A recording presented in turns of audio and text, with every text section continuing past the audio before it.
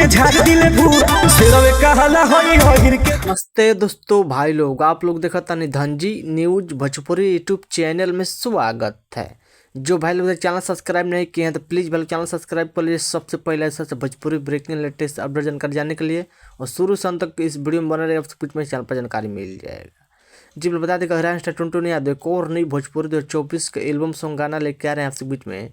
उस गाना का एल्बम सॉन्ग वॉल पोस्टर एक जारी कर दे। जब देख रहे हैं स्क्रीन पर जिस गाना का टाइटल है ओकर काल लिखल बा, ओकर काल लिखल बा। इस सॉन्ग को गाए आपका चाहता सुपरस्टार हरियाणा स्टार टुनटुन यादव और साथ में सेल्फी राज ने गाना गाई है। डुएट गाना होने वाला है जिस गाना का टाइटल है ओकर काल लिखल बा। इस गाना का फुल वीडियो संग बात करें बोले फुल वीडियो लॉन्च किया जाएगा आपसे बीच में, यानी कि कल सुबह 20 जनवरी का सुबह 6:15 पर हमार भोजपुरी यूट्यूब चैनल पर देखने सुनने को मिलेगा।